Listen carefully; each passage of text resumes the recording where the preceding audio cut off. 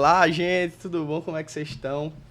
Estamos aqui na gravação do nosso primeiro episódio do nosso podcast, Abre a Boca Podcast, que a gente fez com muito carinho. A gente teve a ideia de fazer uma coisa bem descontraída, trazer muita gente que é da nossa região, da Paraíba, do Nordeste, que tem muita história legal para ser contada, muita história sobre a profissão, história legal para ser contada. E eu tô aqui tendo o prazer de apresentar isso aqui com o meu grande amigo, meu irmão Pedro Jader, né, Pedrão? Sempre juntos, a gente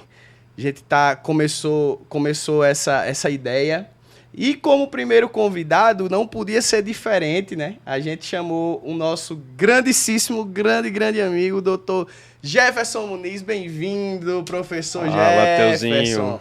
Professor, para os mais chegados, né? Professor. É verdade. Só professor. Só professor.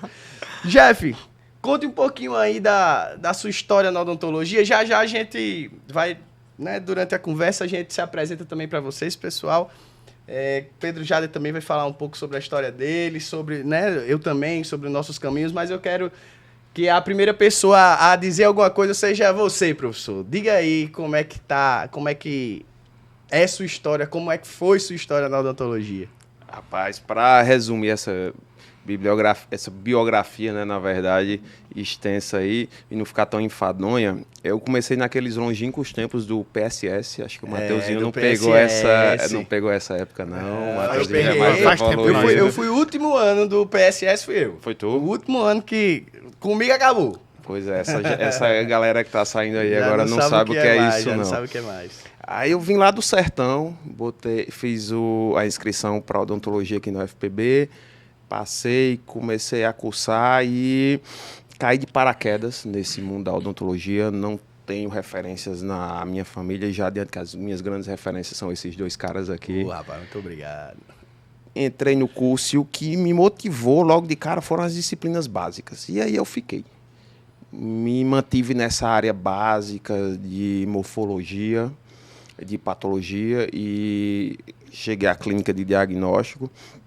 Me mantive nessa bolha, nessas áreas de concentração básica, tanto na graduação quanto no mestrado, no doutorado. Não me envolvi tanto em clínica. Envolvimento, eu digo esse como minha principal fonte de renda. Sim. Me mantive mais na docência. Essa é a minha grande paixão. Mas eu achava que só a docência iria me motivar por muitos anos. Eu achava que isso ia me realizar. Mas depois que eu concluí minhas pós-graduações lato sensu, mestrado, doutorado, sim, eu vi que faltava mais. Eu queria uma relação mais profunda com o paciente e só aquela clínica geral que eu executava não estava dando conta de suprir essa minha necessidade. Então, eu já fui para outro campo, para pós-graduação stricto sensu. Estou fazendo, até finalizando agora, em implantodontia, especialização em implantodontia. Tem nosso doidinho aí nessa escolha, com certeza, tem, né, professor? Com certeza. Não tenho só o dedo, não. Eu achei interessante você dizendo que mas que sua motivação foi justamente ver o que é que você queria, né? O que é que lhe motivava realmente, o que é que fazia você, cara, o que é que eu quero agora? Acordar de manhã e dizer assim, rapaz, eu vou feliz fazer aquilo ali tá me perturbando e eu quero dar um jeito naquilo. E dar um jeito naquilo porque vai trazer um benefício bom. Sim, com certeza. E lembrando, viu, gente, Jeff porque Jeff é muito humilde, mas ele é um dos maiores, se não o maior, estomatologista e patologista que a gente tem na Paraíba aqui na área da odontologia. Eu não falo isso de brincadeira, não. Por falar em humildade, é que ele realmente... Ele é demais. Resumiu demais. O homem, ele é professor universitário e ele dá para dar aula do primeiro ao 10º período, dá para formar uma pessoa só com a aula dele. Ele deu nossas aulas da especialização. Exato, foi nossa especialização. Exatamente. Nós tivemos Histologia voltada para implantodontia. Jefferson Muniz. Ele se concentrou muito mestrado e doutorado na área de estômago, patologia, mas ele é um grande clínico, ele dá aula de escultura, ele dá para formar uma pessoa todinha, uma faculdade todinha, só com o professor Jeff. Então apresentei você direito, viu, professor Jeff? Fizemos jus ao nome de Jeff agora. Pois é, eu vou dar minha senha do Instagram para tu refazer minha build lá. Acho que tá humilde demais. Tá humilde.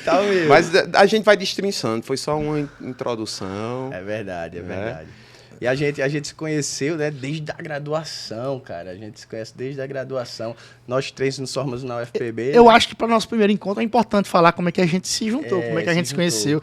Desde a faculdade, a gente é contemporâneo, nós três aqui, não somos da mesma turma, mas todo mundo da mesma época. E a gente, há mais de 10 anos atrás, estava todo mundo ali acadêmico e a gente juntou-se com os amigos mais próximos e acabou seguindo profissionalmente também, um do lado do outro. Foi o que aconteceu com nós três. Mateuzinho foi minha dupla da especialização de implante, era minha segunda especialização. Mateuzinho na primeira dele. Jeff já dava aula pra gente nessa época. Já tinha até PhD nessa época. E ele se formou um semestre antes de mim mesmo, um ano antes de mim. O cara é um monstro. E o Pedro foi meu primeiro patrão. Foi meu primeiro patrão. Nós estamos tudo ligadaços. A gente tá ligado continência pra ele, sempre que eu chegava no consultório. A gente tá ligado de várias maneiras, né? Sorte minha de ter Jeff como sócio até hoje. Vai lembrar, mas eu fui seu monitor. Você foi meu monitor de patologia, de histologia. Histologia, você foi meu monitor. E na época de estômago, eu acho que você também foi. Eu acho que você ia pra clínica. Você já ia pra clínica. E eu acho que o professor lá liberava, tipo... Tinha total confiança com você. Eu acho que eu tava no mestrado. Jeff disse, tá dito. Acho que na minha... Uma disciplina de mestrado, que era a introdução à docência, eu devo ter também dado aula pra tua turma. Eu acredito que sim. Acho que foi isso. Acredito que sim. A gente tá ligadaço desde muito tempo. Faz tempo. Inclusive, a ideia desse podcast, totalmente de Mateuzinho, ele nos convenceu fácil, porque ele... Vamos fazer o que a gente faz todo final de semana, gente, que a gente não só é colega de profissão, a gente não só é sócio no consultório, não só é dupla de cirurgia, até hoje a gente opera junto, nós três. Exatamente. A gente, mais do que isso, a gente já se relaciona, a gente já se encontra semanalmente e com muita frequência, e toda vida que a gente tá junto, a gente fala de odontologia. Eu acho que é um tópico meio que obrigatório, né? Então, o convite dele foi meio que muito fácil, ó. Vamos só fazer o que a gente faz todo final de semana. Vamos lá, sentar num sábado, conversar sobre odontologia, tomar um chazinho verde. Vocês estão pensando que é água, mas não é água não, viu? A gente tá tomando uma cerveja aqui agora. Até agora eles não me falaram o que é isso aqui. Eu tô tomando sem saber o que é. Uma cerveja, uma coisa bem descontraída, então... para vocês escutarem... Bem tranquilo. E essa é a ideia. Tem tantas vezes que a gente conversou numa mesa, em qualquer lugar, e a gente, poxa, cara, o tanto de coisa que a gente já passou, o tanto de coisa que a gente já conseguiu ajudar pessoas. Se a gente conseguir tornar isso mais amplo, se a gente conseguir deixar essa nossa conversa aqui mais ampla e mais pessoas terem acesso às nossas experiências, eu acho que a gente pode ajudar muita gente. Então, quer dizer que minha escolha foi por conveniência, foi? Era o que é mais fácil ali, era, né, disponível. Você é o que a gente tinha certeza, assim, que a conversa ia ser... O test drive, desenrolar. Inclusive, já está convidado para todos os outros convidados. Você está aqui com a gente. Tá aqui com a gente também. Exatamente. Tem uma cadeira para mim aqui? Exatamente. Eu quero. Eu vou botar meu nome nessa caneca aqui. Exato. Mas já que vocês encheram minha bola, eu tenho que encher de vocês também. Rapaz, vocês valorizaram minha carreira como docente, mas a carreira como clínico de vocês. Como docente também, que o Pedrão aqui ainda não foi introduzido apropriadamente, mas o Pedrão também é professor. E a carreira clínica de vocês é brilhante. As pessoas que me conhecem... já sabem da minha história com vocês. Muita gente diz, você trabalha com o Pedro Jader, né? Tu é amigo do Mateuzinho. E já tem uma precedência que não precisa descrever mais. O Norquinha enche a boca pra falar que é amigo do professor, né? Não, ele sabe que é a gente que fala. Pois é, cartão de visita. Mas bom. É isso, eu já recebi no consultório, né, estagiários que foram seus alunos de Pedro Jader, lá da minha cidade, né, de Mamanguape. E, cara, todos eles de uma boca só. Vocês são demais, cara. De verdade, os alunos amam vocês de um jeito. Vocês estão vendo que quando a gente se junta aqui, nossa autoestima vai lá pra cima, né? Isso também foi um exercício de autoestima que a gente fez aqui. Eu não queria dizer a vocês, não, né? A gente aproveitou pra vir pra cá pra ficar mais tranquilo. Esses caras são minhas pílulas de autoestima. Quando a gente tá down... Vamos no barzinho ali? Qual vai ser o de hoje? Resolve rapidinho, né? O problema flui. Solução chega. É muito bom estar com vocês, estar entre amigos e tentando, como a gente desde sempre conversava, ajudar mais pessoas e falar um pouco mais sobre nossa trajetória, nossas experiências ou nossos erros também, não só nossos acertos, para ver se a gente consegue ajudar o máximo de gente possível, seja recém-formado, seja quem ainda está na faculdade sem saber se vai parar de docência, como o professor Jefferson, fez mestrado, doutorado, um doutorado de sanduíche, foi para o Canadá, seja o Mateuzinho, que foi para a área especificamente clínica, fez especialização, pós-graduação em resina, em prótese sobre implante, especialista em implante, e foi atuar no seu consultório, ou seja, um pouco de cada, e a gente tentar orientar um pouco mais o acadêmico e até mesmo recém-formado, até que já está formado há muito tempo, coisas que a gente não escutava muito falar na nossa época, 10 anos atrás, quando a gente se formou, sobre essas orientações. A gente aprendeu apanhando mesmo. E que a gente sabe que ajuda bastante, né? Que são dúvidas que todo mundo tem, normalmente, e ninguém fala sobre. Até porque os campos são muito vastos, né? E eu tiro por mim, não tenho pessoas na minha família envolvidas nessa área. Para quem está chegando só com a graduação, é difícil mesmo bater um martelo, eu quero seguir por aqui. Tem que ir tateando mesmo, ou se baseando em algumas inspirações. E essa primeira escolha, eu acho que vem muito dos docentes. Dos docentes que a gente tem. Os docentes que a gente se identifica também, né? Que inspiram a gente. Exato. Realmente, eu acho que o docente, ele impulsiona muito a área que a gente quer seguir inicialmente, né? Porque eu acho assim, que a maioria das pessoas que está na graduação, geralmente ela quer seguir uma coisa, mas ela termina fazendo outra totalmente diferente. Totalmente diferente. Eu fui monitor de orto. A única coisa que eu não faço no consultório hoje é orto.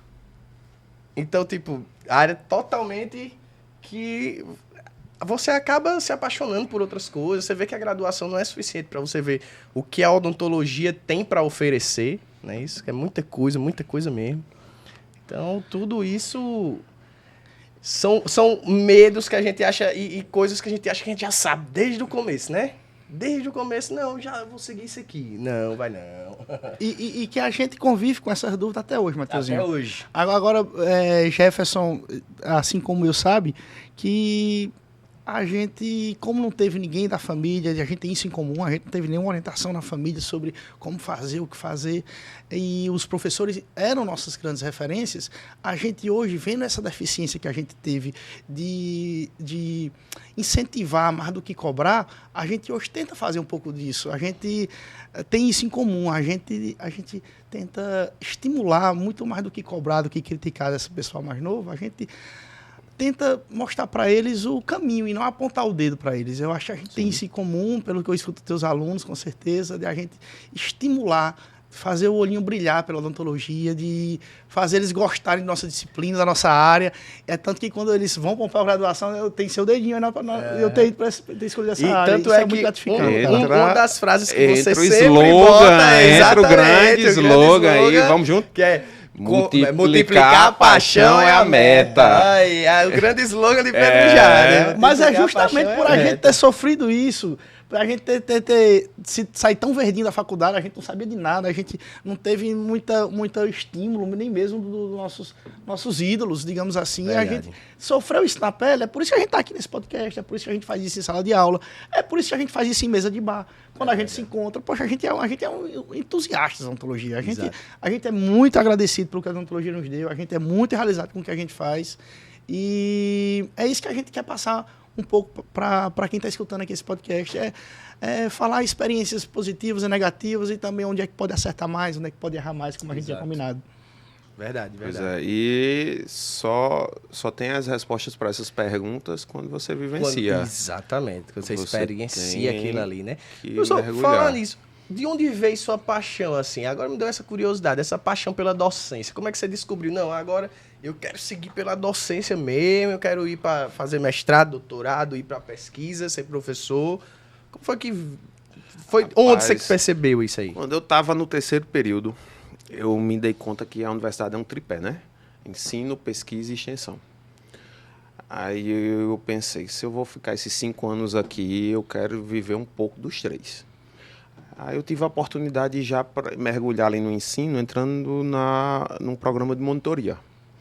E eu imaginava que eu, sendo monitor ali, eu poderia colaborar com os outros, passando conhecimento. Eu já poderia ter uma certa importância ali. E, além de passar, eu poderia ganhar também conhecimento. Então, já ingressei nessa monitoria. Eu tinha um bom feedback dos alunos que estavam ali envolvidos nas atividades e fui gostando. E eu me senti importante justamente por isso.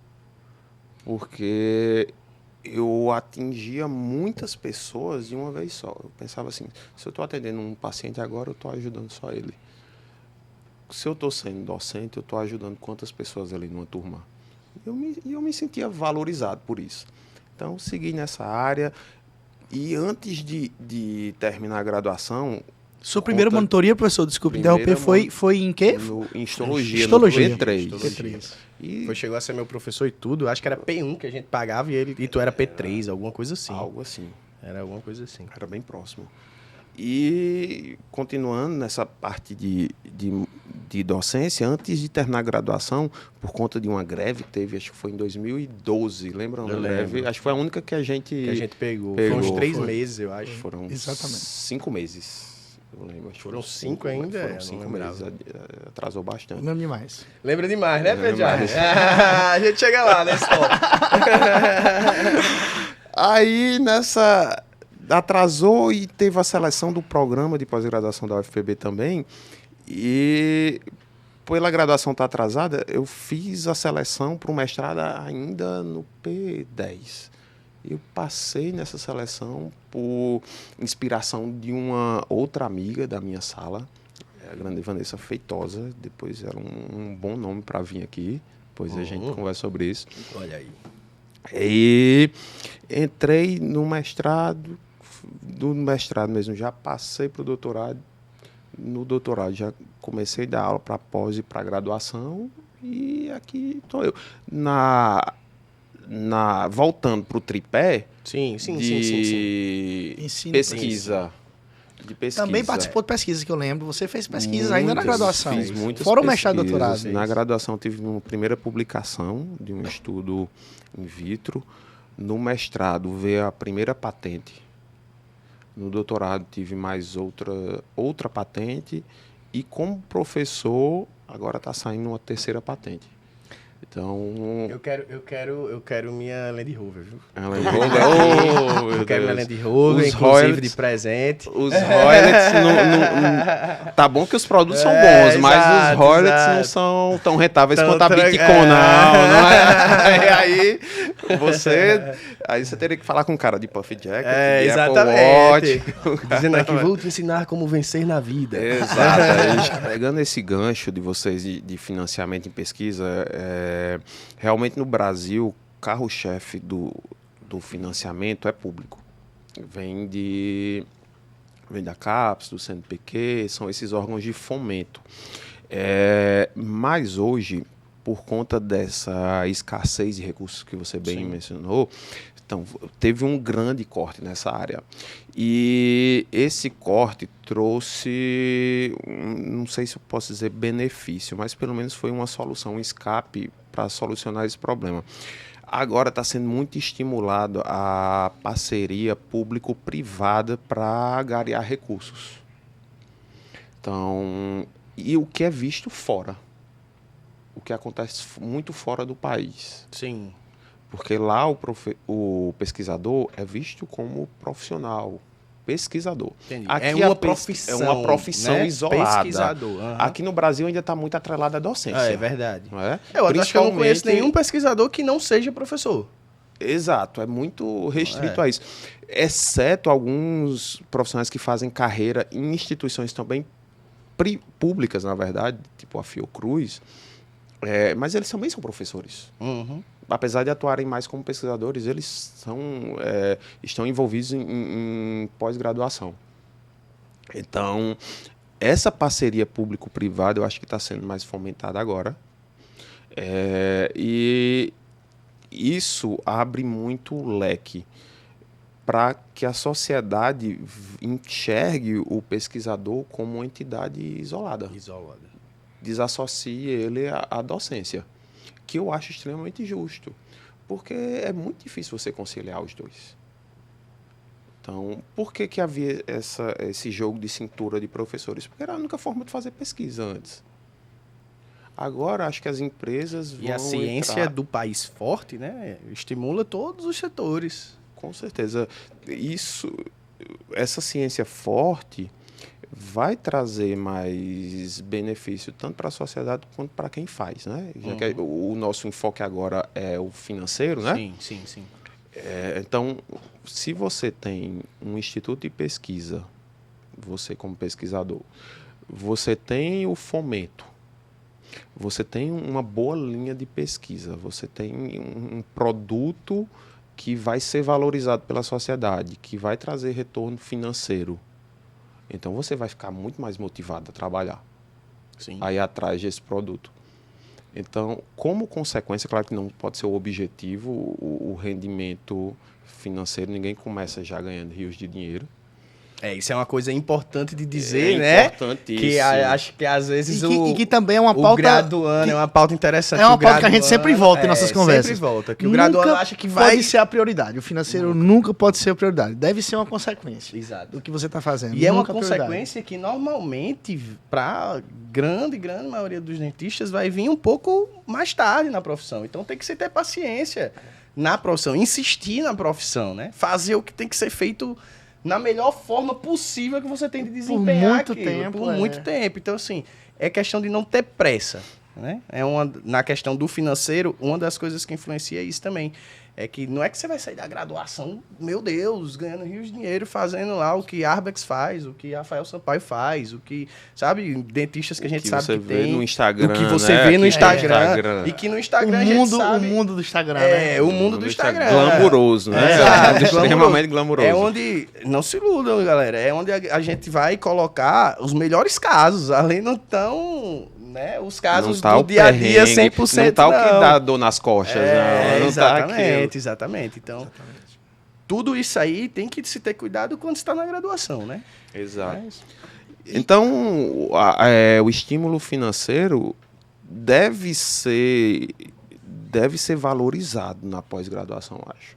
Inclusive, agora, as bolsas tiveram aumento depois de muitos anos. Acho que o aumento que teve foi em 2012, salvo engano. E durante todo esse meu período de pós-graduação, eu recebia bolsas, auxílios, que não eram suficientes para me manter. E a atualização há 10 anos atrás, 11 anos atrás. 11 anos. 2003, 11 anos. 2013, muito tempo. Muita coisa aconteceu de lá para cá, né? Pois é. E lá fora eu tive a oportunidade de vivenciar a pós-graduação fora do país também. Os institutos de pesquisa lá, eles contratam pesquisadores. Então você faz carreira nessa área, você não precisa lecionar. Então você vai ter sua rotina full time destinada à pesquisa. Então, e lá fora você é cobrado por produção. Sim. Tem uma expressão lá fora que chama publish or perish. Eles dizem assim, publique ou desapareça. Então, você tem que publicar, você tem que produzir, você tem que dar retorno àquele instituto para você continuar naquela linha. Pode ser algo à primeira vista selvagem, né? Você ser forçado a ter produção, mas é importante sim que você produza um produto, que você não pesquise por pesquisar. Isso também vai fazer com que a sociedade valorize mais o pesquisador. Então tem que chegar a esse equilíbrio, né? Porque às vezes a gente se cobra por resultado, mas a gente não tem aquele resultado que a gente espera.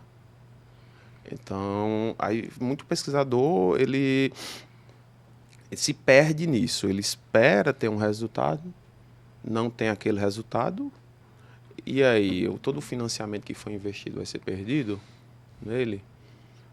Acho que tem que encontrar vias de escape aí para que esse pesquisador mantenha-se na profissão. Verdade. Você falou também assim que tem essa questão da pressão para ser publicado, mas aqui no Brasil a gente tem também, nas universidades, o professor tem que publicar. Né? Por isso que às vezes a gente vê também umas pesquisas que a gente vê que está sendo feita porque tem que ser feita. Tem que ter volume, ou não? Essa questão de o professor ter que publicar é muito mais branda aqui. Então, geralmente a publicação é feita para progressão, carreira. Isso nas universidades públicas, né? Nas privadas, essa obrigatoriedade não é tão expressa. Então na universidade pública, os professores, hoje em dia, o perfil de pesquisador é muito mais valorizado durante as seleções, com certeza.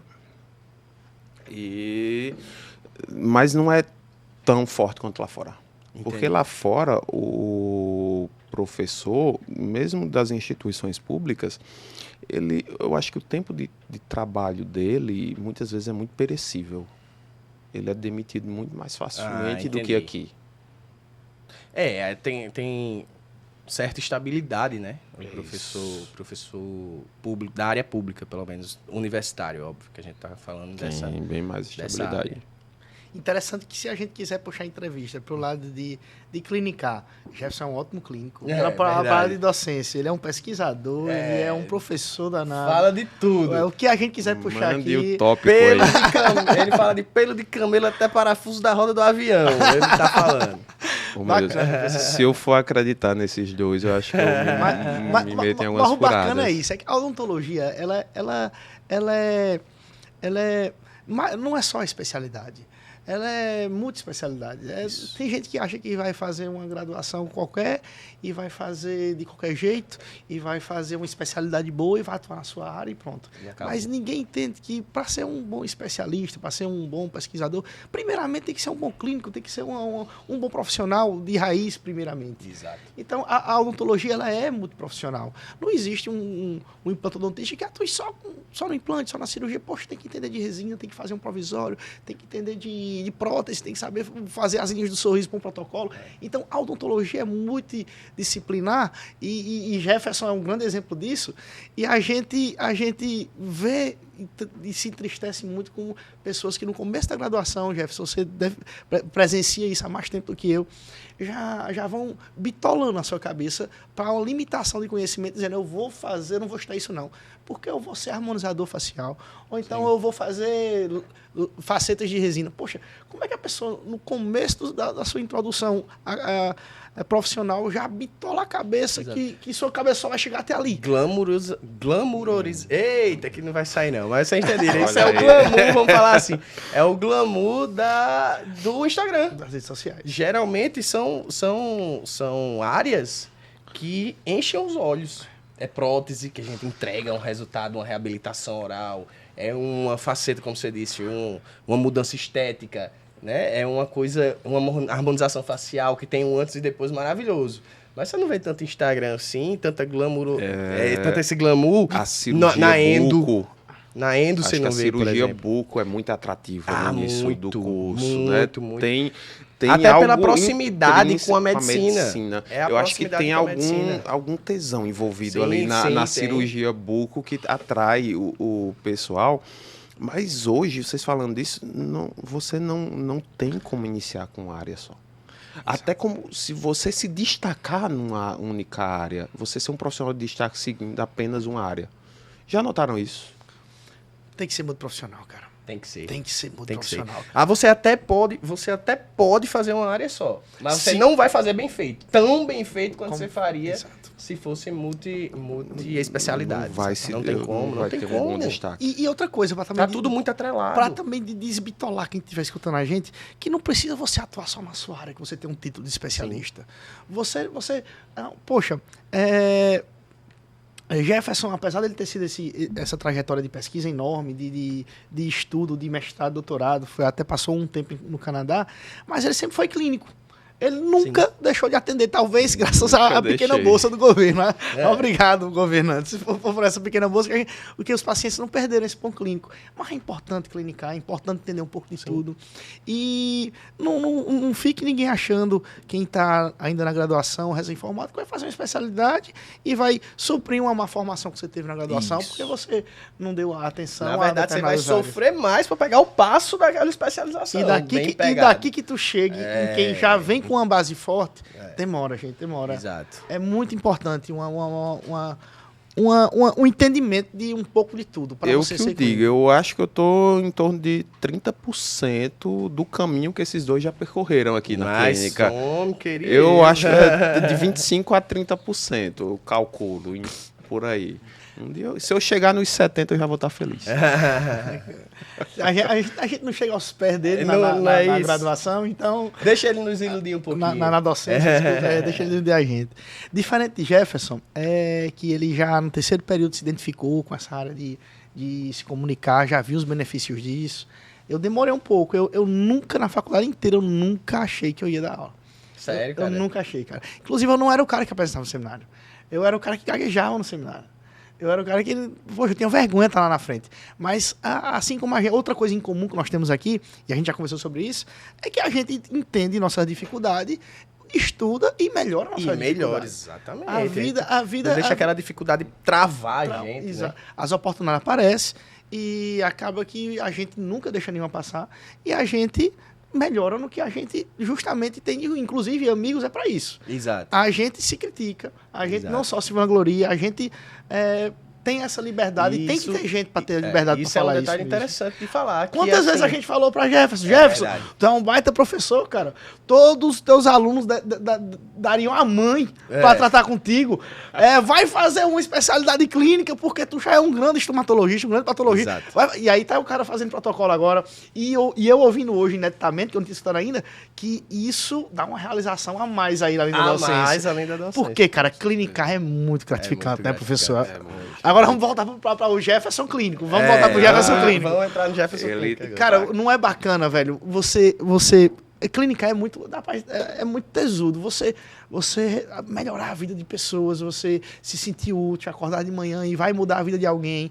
Poxa, é um pouco diferente da docência, mas com um sentimento, eu acho que, apesar de mais resumido, menos gente, mas com uma intensidade tão grande o quanto ou maior. Falar aí sua experiência agora como um profissional, como um clínico, como um reabilitador. Quais as diferenças da sua satisfação de dar aula, a sua satisfação de estar no consultório ali fazendo um protocolo com a carga imediata e levando o paciente à dentadura? Pois é, aí é trocar a quantidade por qualidade, né? Você tira o foco daquele coletivo de sala de aula no início, né? De atingir muitas pessoas e foca agora em um único indivíduo. E eu acho que, parando para pensar depois, eu imaginava assim, caramba, eu era meio megalomaníaco, né? Você querer abarcar o mundo com as mãos, trazer benefícios para todo mundo. Porque você tem um coração muito grande, você quer ajudar todo mundo, você quer, né? Pois é. Ajudar todos. Percebi depois que é tão gratificante ajudar um paciente, trazer um retorno. Aquele paciente que já tem um histórico calejado, que ele já vem de alguns outros tratamentos de insucesso, que ele não seguiu o que foi proposto pelo profissional porque ele não se sentia confortável com o que foi entregue. E depois você fazer o paciente repensar aquilo, cara, é algo desafiador, mas também é muito gratificante. Muito gratificante, essa ideia. Demais. Porque vender já é difícil, né? Vender é difícil, vender o seu produto é difícil. E você vender um produto para um paciente que ele já teve uma experiência negativa é mais ainda. A pressão aumenta, né? Você não tem a mesma margem de erro, vamos dizer assim. A liberdade de sair acontecer. Você não pode mais... E todos nós, como reabilitadores, como implantodontistas, a gente atende na grande maioria das vezes, pacientes que têm traumas. Sim, pacientes demais. que têm um histórico complicado com odontologia. Odontologia e trauma atrelado demais, assim, né? Enraizado. E a gente da implante, a gente quebra mais esse paradigma que qualquer outra especialidade, cara. Verdade. A gente traz mais benefício a um desdentado. Eu até me atrevo a falar. É a especialidade que mais sente na pele o benefício de qualidade de vida para os seus pacientes, cara. Porque eu vou até confessar. Eu mexo com resina, com facetas, com estética, mas eu não me acordo tão feliz para fazer uma facetinha endodontica como eu me acordo para botar dente em quem não tem, cara. É um negócio assim espetacular. O paciente chora. É diferente de botar um dentinho no endodontia que olha no espelho e acha que tá com defeito ainda. Poxa, a implantodontia é a especialidade que mais me motiva no meu dia a dia, sendo sincero para vocês. E eu não escondo isso em cantinho não, em sala de aula, em cantinho. Eu falo mesmo. A implantodontia é com certeza a especialidade que dá mais essa gratidão de volta pro profissional. É gostoso, né? Fazer aquele furinho ali, depois colocar o implante. É gostoso. A reabilitação mas pro paciente. ver o paciente sair do 0 a 100. O paciente sair da prótese removível é uma mudança de vida. E olha que eu sou protesista de raiz. Exato. É uma diferença absurda, não se compara, né? Eu vou até resumir aqui um estudo que eu participei em Natal, que a gente botou um babaluzinho na boca de pacientes que tinham uma dentadura superior e inferior, ele mastigou 10 vezes e cuspiu. E a gente botou esse babaluzinho em quem tinha todos os dentes, inclusive eu participei do estudo, foram quase 200 participantes desse estudo. E aí, mordia 10 vezes o babalu, cuspia. E a gente botou esse babaluzinho em quem tinha todos os dentes implantados em cima e embaixo, mordia 10 vezes e cuspia. E para vocês terem uma ideia do quão discrepante é uma prótese removível em relação à qualidade de vida para quem faz a nossa especialidade, que é botar dente fixo, o pessoal, por mais que usava dentadura superior e inferior, por mais que na anamnese dissesse que estava tudo ótimo, que come de tudo, doutor, na anamnese, por mais que alguns estivessem extremamente habituados àquela condição, usam a dentadura há 30 anos, trocou ao longo da vida algumas vezes, mas usam dentadura muito. E por mais que eles estivessem extremamente satisfeitos, alguns, quando cuspiu o babalu, saia só chupado.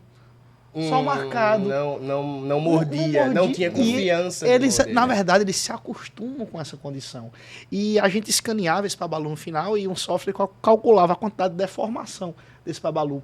E os babalus de quem tinha uma dentadura em cima e embaixo, que não tem nenhum dente na boca, um desdentado total,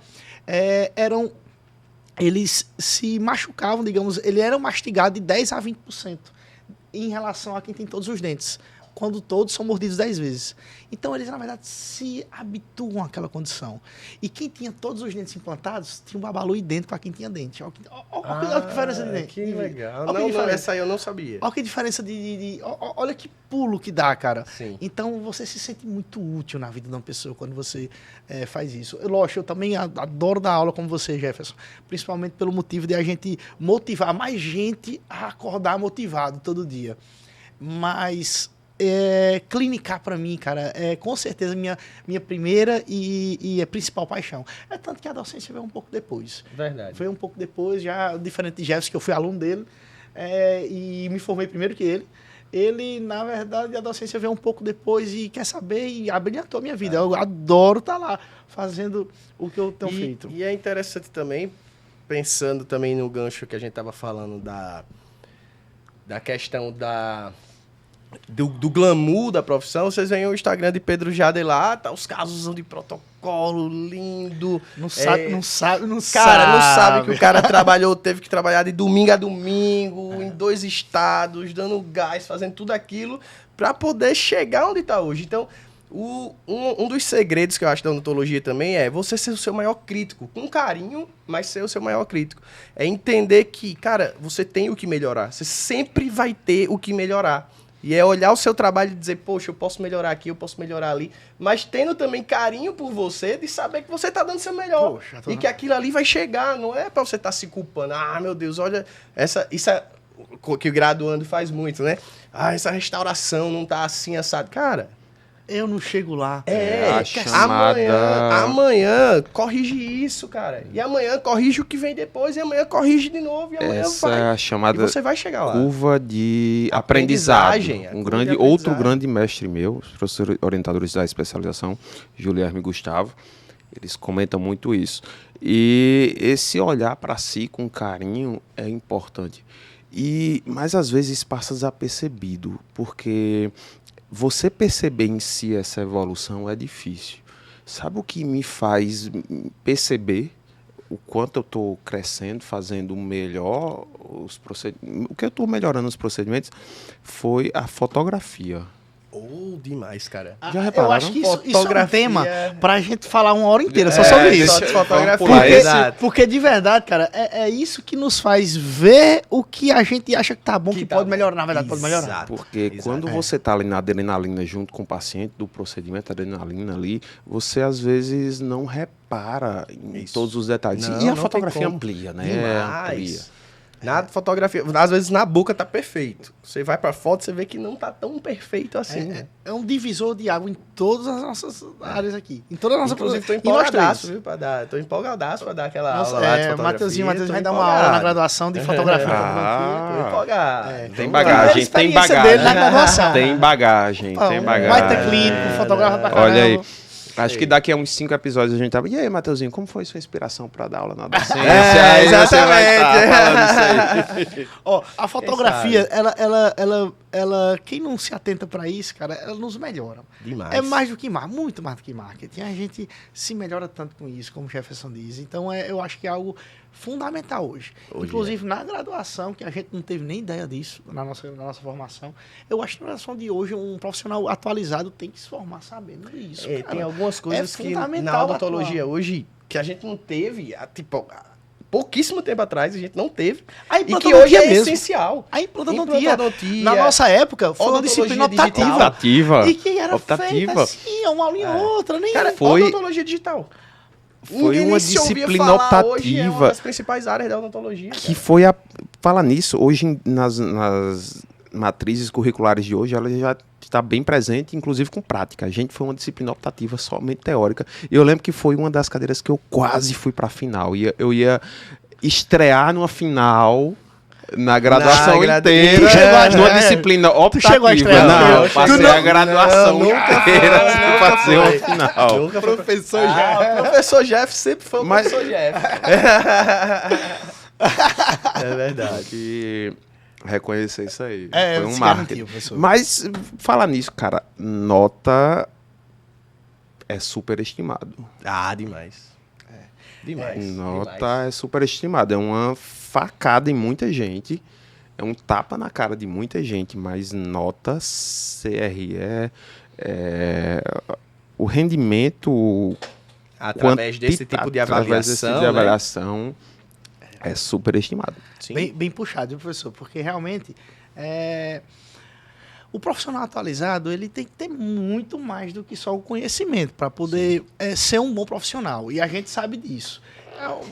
Não sei se citar nomes é lógico, mas se a gente pegar os que mais estudaram em cada sala, não necessariamente são os mais bem-sucedidos profissionalmente. Verdade. Muitos nem estão atuando da minha sala.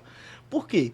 Porque a pessoa que se dedica o seu tempo somente ao livro, somente a isso, não que isso não seja fundamental e importante, não dedica tempo a aprender outras áreas de conhecimento, como comunicação, como as habilidades do consultório, as habilidades extracurriculares. As habilidades que eu acho que nem deveriam ser extracurriculares, porque elas estão presentes nas diretrizes curriculares nacionais do curso de odontologia. A própria diretriz do curso diz que um dentista para atuar, ele precisa ter habilidades nessas áreas. É porque a gente está acostumado a avaliar apenas o cognitivo, conhecimento. A gente tem que passar a ver outras habilidades e atitudes no processo de ensino-aprendizagem. Essas habilidades muitas vezes não são desenvolvidas na graduação, porque não é fácil desenvolvê-las. Cara, estudar para uma prova é fácil. Livros, bibliografia, você tem à torta e à direito, né? Tem vídeo no Instagram, no YouTube, tem vídeo aula, conhecimento hoje é muito difundido. Agora, você ir ali para prática e botar aquilo que você aprendeu aqui no livro e transformar num modelo impresso, envolve muito mais coisas. Sim. Coisas, inclusive, que a gente não consegue quantificar. Vontade, atitude. Você tocou num ponto muito importante de ali fazer. Um graduando que talvez esteja nos ouvindo, que não é que a ciência, que o conhecimento não seja fundamental, ele é um pré-requisito. Ele tem que existir, tem que ter. Muita gente tem. Você vai ter que adquirir outras habilidades, meu amigo. Você vai ter que se dedicar além de só estudar. Isso. Então, é importante. A odontologia é além do estudo. Né? Muito bom. A gente trabalha com as mãos, a gente faz literalmente, a gente bota a mão na massa literalmente. Então tem que desenvolver até relação com o paciente também, né? E a relação interpessoal, gente. A gente tá falando de gente. Tem gente que é um ótimo técnico, que é um ótimo cirurgião, mas que só sabe... é aquela pessoa que ela é tão científica que só sabe executar e não sabe acalmar o paciente, porque está demorando um pouco mais do que o normal. Não sabe tranquilizar a família, que aquele pós-operatório é normal. Não sabe se comunicar. Não sabe se comunicar. Que é algo básico e acaba que, às vezes, não tem tanto sucesso profissional como outras pessoas que também vão ter uma ótima habilidade manual, um bom conhecimento teórico, mas que tem essas habilidades melhoradas de acalmar o paciente no momento de angústia, de se comunicar bem. São habilidades que não são da odontologia, são habilidades humanas. Então você tem que se desenvolver na sua habilidade humana, a habilidade de tratar outro ser humano. E vejo quão difícil isso é para um professor. Sim. Ensinar isso para uma pessoa. É muito fácil você ensinar o beabá, né? Sim. Como é que faz a técnica? Você passar essas habilidades é algo muito difícil e algo muito estudado hoje em dia, estimulado nas pós-graduações, mas não é fácil. Não é fácil passar. Voltando a Pedro. Pedro falou assim, acalmar o paciente e acalmar a si próprio. A si próprio é meio redundante, né? Mas acalmar a si. Imagina o quanto... Quando você está saindo da graduação, você sabe aquele passo a passo. E aí, será que eu vou conseguir aplicar aquilo? E que eu sei, muitas vezes não vai ser aquele passo a passo do livro, porque existem as variações biológicas de cada paciente. Né? Às vezes a gente vê no livro que é de um jeito, às vezes a gengiva daquele paciente, pelo biotipo, já muda completamente aquilo ali. Impossibilita aquilo de ser feito. Você tem que ter a cabeça no lugar de saber resolver. De saber, com calma, resolver aquela situação. E aí volta o assunto que a gente já falou, que a odontologia é uma escadinha, que a gente vai subindo devagarzinho. Exatamente, tudo serve de experiência. Ninguém começa na odontologia executando trabalhos perfeitos, executando com ótimas funcionalidades. Não é assim. Exato. É uma escada que, inclusive, a gente nunca para de subir. A gente está aqui há 10 anos só executando isso, e a gente todo ano olha para trás e diz, rapaz, esse ano eu estou melhor. Exato. Então, não é só nos primeiros anos, é eternamente isso, se você for daquele profissional que a gente quer que todos sejam, que a gente quer plantar isso nas graduações, que sempre esteja disposto a aprender. A partir do momento que o profissional, que isso é coisa de antigamente, pelo amor de Deus, acha que sabe tudo, que isso aqui resolve, que não precisa mais de curso, que, poxa, a odontologia está mudando, e se você não mudar junto, a cada mês muda tudo. Não vou saber dizer a citação, mas alguém disse que você só aprende aquilo que você sabe que não sabe. Sim. Exato, que você tem a humildade. Eu gosto de dizer muito isso também, cara. Que é questão de humildade. Vocês não têm noção de como o Jeff, como o Pedro, e eu também tenho isso. A gente tem isso de, cara, a gente ainda tem o que melhorar, a gente ainda tem o que aprender. Se vem uma pessoa, se Jeff vem pra mim e me fala, Mateuzinho, faz assim, assim, assado, assim tá melhor, assim, cara, escuta. absorve aquilo ali, e sabe? tenha pessoas absorve por perto aquilo ali. que você tem a liberdade de De falar. falar, Isso é mandar. importante, cara. Pelo menos ligar, mandar um WhatsApp. Isso. A gente tem grupos de Chamar trabalho sua que atenção pra aquilo, sabe? poxa, eu dou aula na graduação, eu faço implante há muitos anos, eu dou aula em pós-graduação de implante. Mas se eu achasse que eu soubesse tudo, eu não mandava no grupo de WhatsApp um caso clínico pedindo a opinião dos colegas. Isso. E às vezes o colega dá uma opinião que muda seu plano de tratamento por completo. Você tem a humildade de, poxa, realmente. Aceitar E isso. de É perguntar. importantíssimo. É E de importantíssimo. é ter amigos de verdade. É você se sentir à vontade e não achar que vai ser julgado. Exato. E, assim, E também não o que levar pro vocês fariam? pessoal. E não levar pro pessoal também, né? Saber que, cara, aquilo ali é bom pra você. É bom pra É gente. bom pra É bom você, pro paciente. cara. Todo mundo ganha com isso. Eu admito que eu luto muito contra essa arrogância de achar que eu sei tudo. De vez em quando eu tenho que baixar a bola, sentar e reconhecer. Não, isso aqui eu vou ter que ter uma outra opinião. Pois, ó, essa semana mesmo, constantemente pra mim, eu digo, ó, o seu paciente chega pra mim com um monte de tomografia, geralmente eu já dou o plano de tratamento na hora e digito tudo e ele sai com um plano de tratamento, com opção de tratamento. E teve um cara essa semana que disse, eu vou estudar seu caso.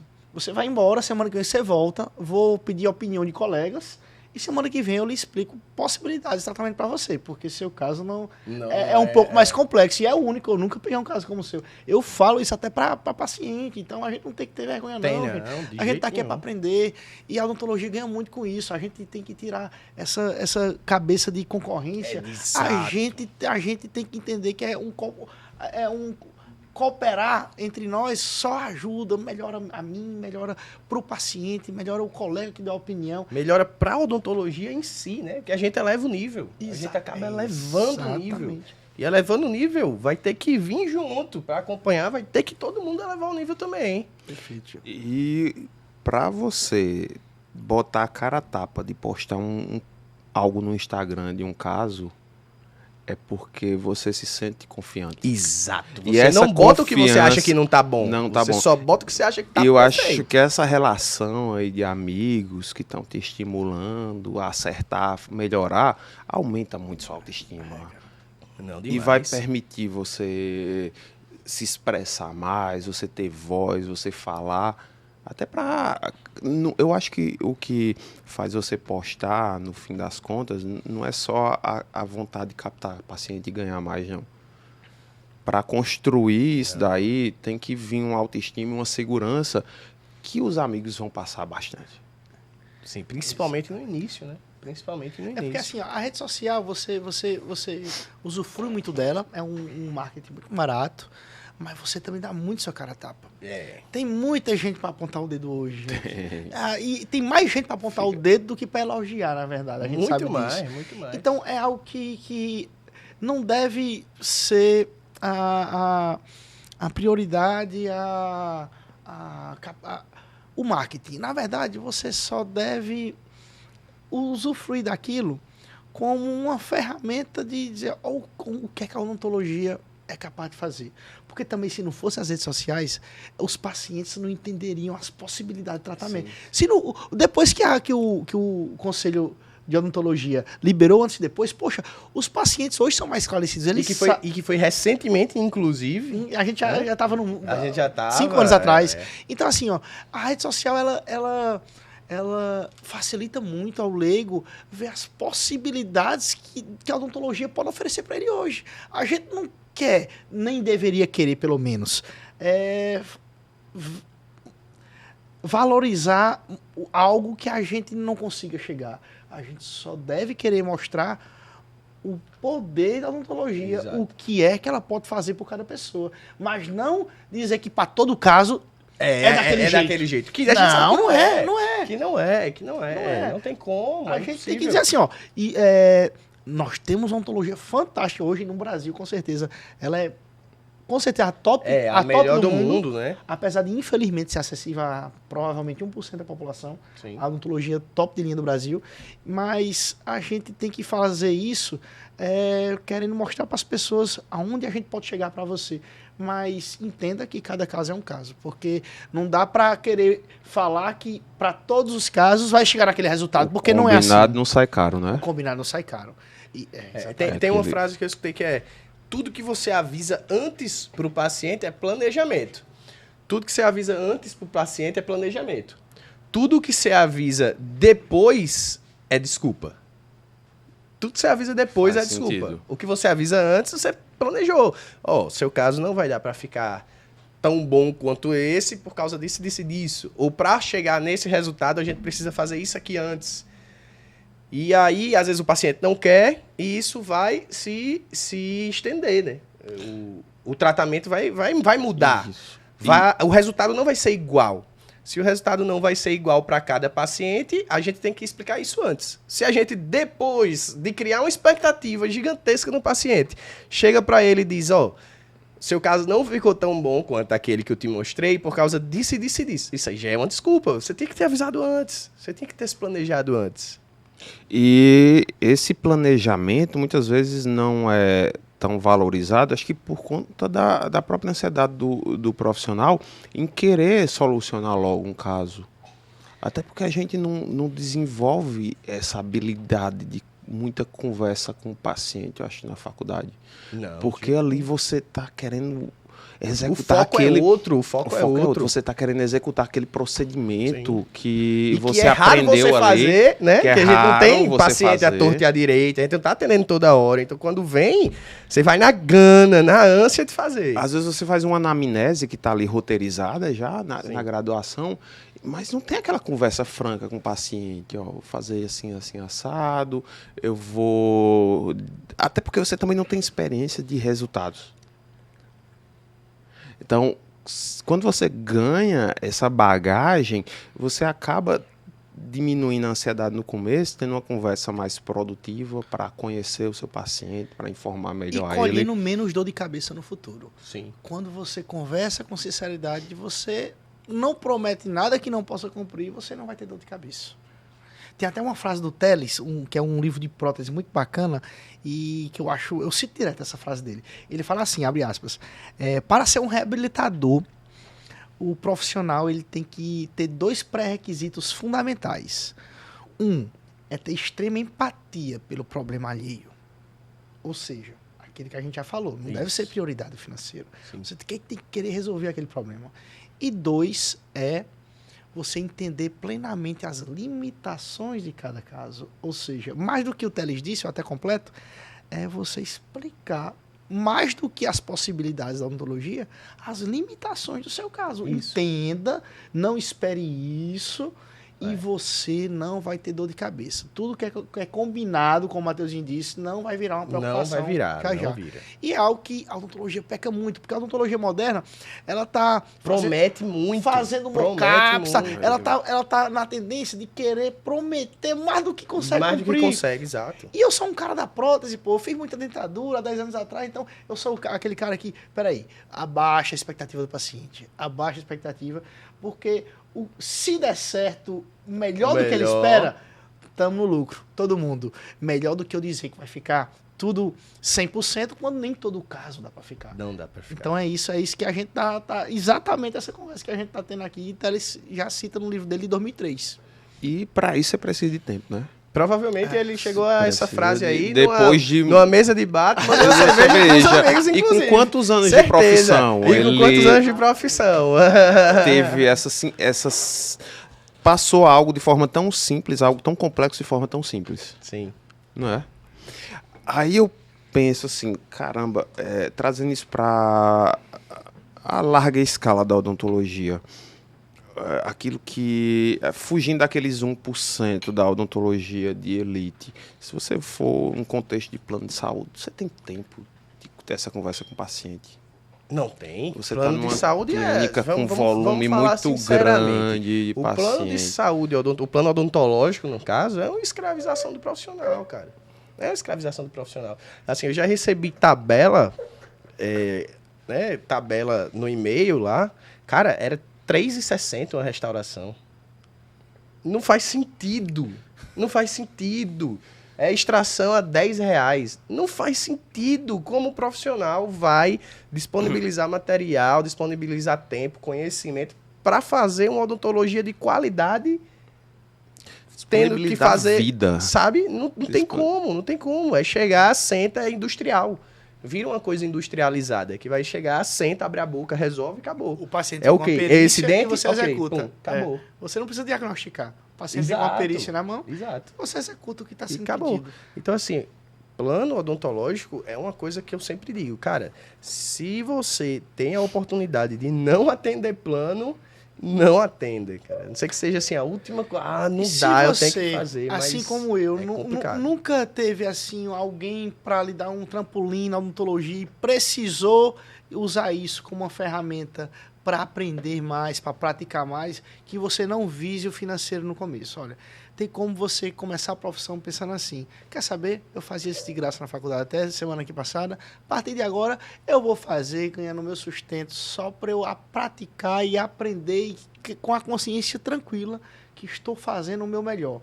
Que nem sempre, ainda mais hoje, Matheus, 10 anos depois, tá fácil conseguir um bom trabalho na odontologia. Então, você ir para essas clínicas, onde você tiver, qualquer clínica de plano, o que você for, vai lá, farra o teu melhor, não visa o financeiro, não esteja nem aí, veja isso como um projeto de extensão da faculdade. Era para depois você montar o seu consultório. E aí agora era eu faço do jeito que eu quero. O plano é válido, isso aí é válido quando você quer praticar.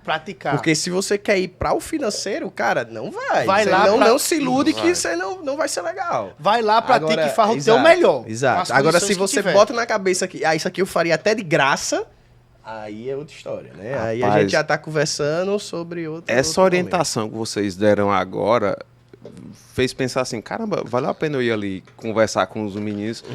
Porque minha primeira vez no podcast, caramba, eu tive minha ansiedade. Eu, caramba, o que é que eu vou conversar ali? Mas não, eu já conheço aqueles caras ali, não tem que dar errado, não. Mas isso que vocês falaram agora foi algo tão bonito que eu pensei, caramba, acho que valeu a pena. Valeu aqui a pena. Valeu, encher nossa bola, como sempre. Eu tô felizão, na verdade, Jeff, de ter escutado de você que a parte da implantodontia lhe deu um brilho a mais na sua vida profissional, de o quão útil você se sente a mais, além do coletivo, e saber que com certeza tem o nosso dedinho nessa Não, mas eu já tô cansado desse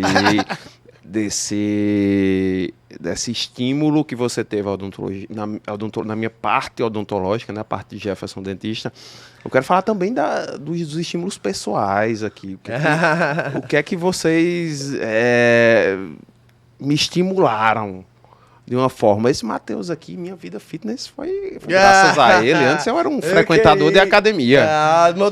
Eu era um frequentador de academia. Miguel, professor, é só Miguel. Depois que eu conheci o Pugliese, né? Aqui, minha vida mudou. Não mantive, não perdi o foco no meio do caminho. Tá bem, você tá acho que o preto deve ser o preto emagrece. A câmera tá ajudando. A câmera ajuda. Mas ter amizades no ramo da odontologia é gratificante em vários aspectos, né? Um pré-requisito fundamental eu acho que a nossa amizade, que deve ser de todos, é ter admiração. Se você tem pessoas que estão dedicando tempo a quem você não admira, eu acho que você está perdendo tempo. Já. Então, você ter boas pessoas que você admira vira por até perto... uma coisa forçada, né? Exato. Não é de coração. Exatamente. Então, a admiração é um pré-requisito para a amizade, sem admiração profissional, pessoal, como a gente tem todas elas aqui uns pelos outros, mas que a gente dedique tempo a quem merece, cara, a quem merece nosso tempo. Se não tem nossa admiração, cara, não tem para que dedicar tempo. E isso eu aprendi com muitos anos. Eu dizia muito sim. Eu ia para muito lugar meio forçado, porque eu não sabia dizer não. Poxa, depois de um tempo quer saber, cara, nada é mais importante que eu estar em casa aqui com minha família. Então, melhor dizer um não para quem eu não quero estar junto e estar aqui jogando videogame, que seja, com meu filho mais velho, mais importante do que ser um sim para todo mundo e estar em ambientes que não tô feliz, que não tá me agregando como a gente sempre se agregou. Exato. E quem está contigo de verdade vai entender que você vai receber não de um amigo também. Exato, exatamente. Às vezes você tem projetos paralelos, a sua vida não é 100% dedicada àqueles alunos. Então, aos amigos. Então, aprender a dizer não é um processo. Inclusive, aprender a dizer não para paciente, né? Inclusive, verdade. Dizer não para paciente. Dizer não para paciente. Chega em novembro, dá tempo de ficar pronto para dezembro? Não. Isso aí... Não, isso é certeza. Vindo Exato. lá no São João, para seu tratamento ficar pronto agora em dezembro. E eu aprendi na P, viu, gente? Porque muitos tratamentos eu passei Natal e Réveillon atendendo gente... Porque eu disse sim, onde não cabia só a mim, cara. Não depende só de mim, não depende... Poxa, a reabilitação é uma área... Calo, que é o laboratório. O gargalo do nosso pé. A repetição. Poxa, eu não contava com isso, eu disse muito sim e me arrependi. Hoje, quando começou... Hoje em dia, eu posso também hoje fazer isso. Começou novembro, não tratamento nenhum, fica pronto para aqui, para o Réveillon. E quer saber, 15 dias antes do Réveillon, é a minha única férias do ano. Deixa eu passar 15 dias sem trabalhar, porque eu já trabalhei tanto tempo domingo a domingo. Então, eu aprendi, foi tendo que trabalhar no Natal, tendo que trabalhar no Réveillon, porque eu não sabia dizer não. Eu não sabia dizer não para o paciente, mas a gente aprende apanhando. E quem estiver escutando, que não precisa apanhar que nem nós. É verdade. Entenda que essa é a intenção do podcast, né? Exatamente. Essa é a intenção do podcast. Ajudar o máximo as pessoas. Ajudar para que não apanhem como, né? Porque eu vou dizer a vocês, não é legal ficar... Não é legal, não. A nascer do Natal pensando que tem um paciente para atender amanhã, não, porque tu prometeu, cara. E tu prometeu pro Natal, e tu já vai no outro dia, já ele achando ruim. Perder o sono por conta de paciente não é uma coisa boa, não. Que é mais um trecho do Teles, é entender as limitações de cada caso. Sim. Não tem o que fazer quando não tem tempo. Eu só queria que o Teles colocasse lá, né? Essa dica, não agendar reabilitações quando começar novembro. Passou o feriado. Passou o tempo, meu amigo, não já era. Diga que é tudo pro ano que vem. Tudo pro ano que vem. E nós isso aí não vai estar. Mas é um mal nosso como população, às vezes a gente acaba deixando tudo pra última hora, né? Então, os pacientes geralmente também deixam. Isso acontece demais. Véspera, são duas datas que são principais aqui no Nordeste, pelo menos, que eu percebo muito. Que chega muita reabilitação nessa época. É antes do Natal e antes do São João. Galera sempre quer estar bem para o Natal e estar bem para o São João. Mas porque só que deixa para fora. Porque aqui no Nordeste... Entenda que o Brasil inteiro exatamente. Aqui no Nordeste, o São João é de lei. quase tão importante quanto o Natal pra gente. Então, tem muita dessa reabilitação nessa época. Só que, cara, os caras chegam em cima da hora, não tem o que fazer. Infelizmente, não tem o que fazer, não tem. Sabe? A gente tem um limite para desempenhar uma boa odontologia. Precisa de uma das coisas que se precisa é de tempo também.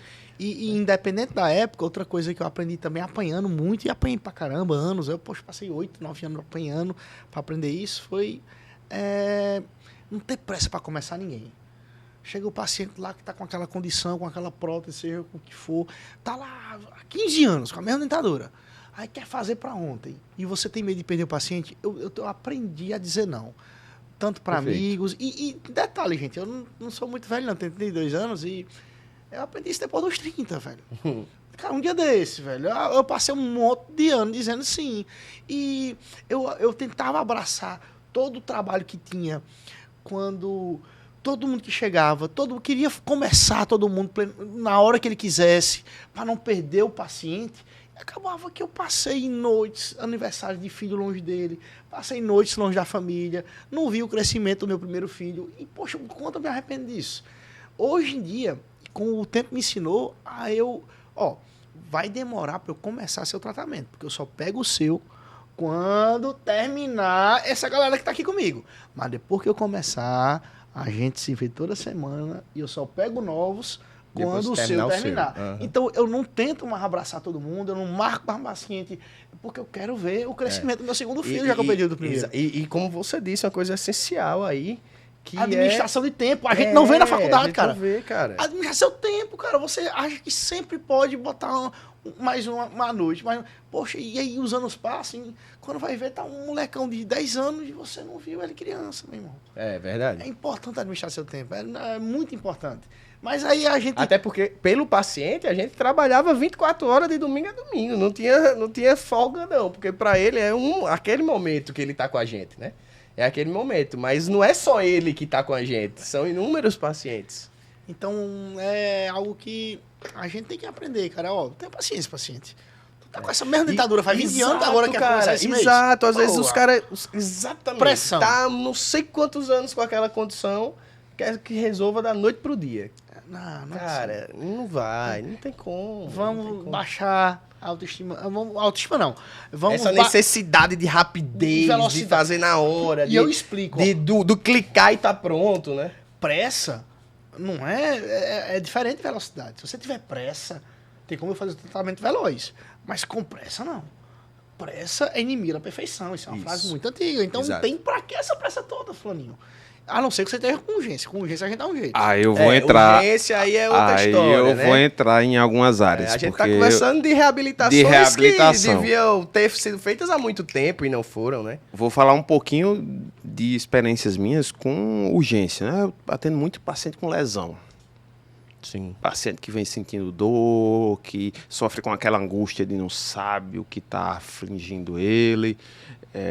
Hoje mesmo eu atendi uma paciente super aflita, foi encaminhamento de um colega, e poder tranquilizar ela naquele momento, claro que com um diálogo bem franco, foi muito gratificante. Mas voltando para a urgência, realmente, em alguns casos, pede uma agilidade maior, mas aí já é outro contexto. Aí já é outro contexto. E tá atrelado à nossa profissão, porque a gente trabalha também muito com dor, muito com estética. Então, vamos lá, o paciente tem um casamento de uma filha para ir amanhã, e o dente dele hoje da frente caiu a coroa, ou quebrou.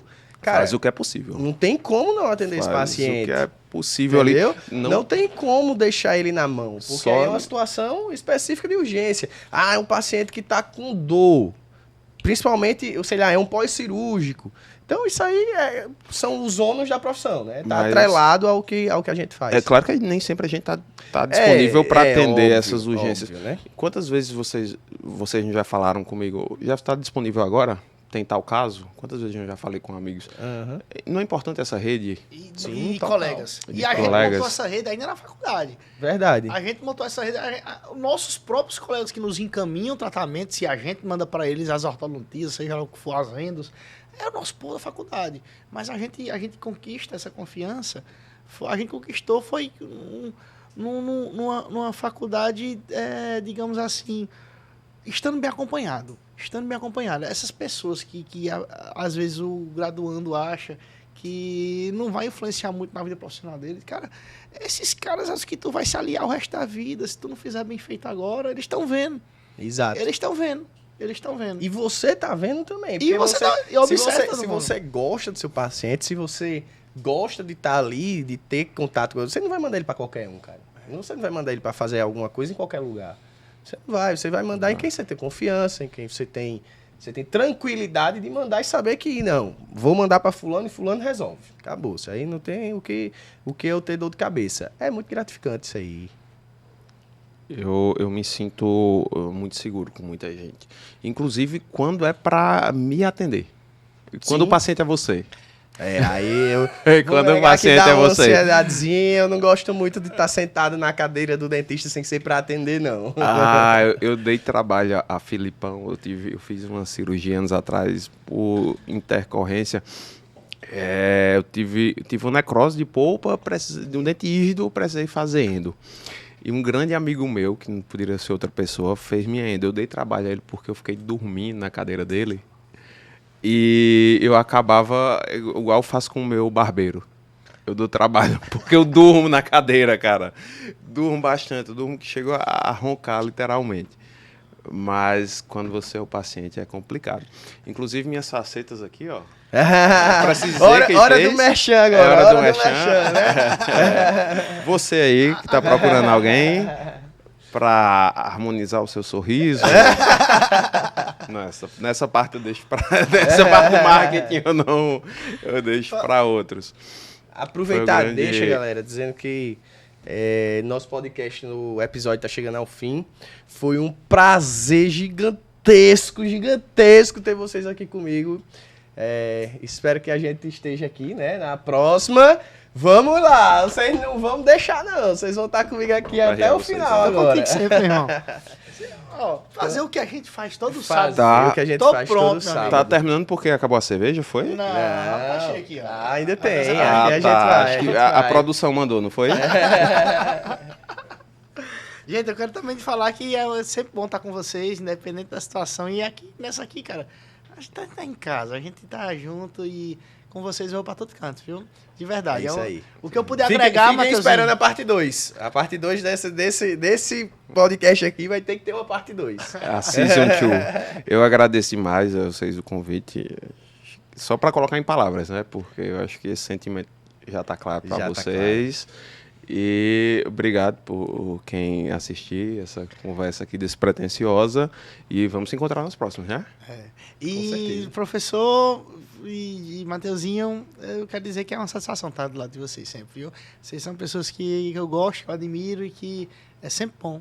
É sempre agregador, com certeza, ouvir vocês e estar trocando palavras. Nunca decepciona. Nunca decepciona. Nunca decepciona. Obrigado, povo. Tchau, tchau. Até a próxima. Tamo junto.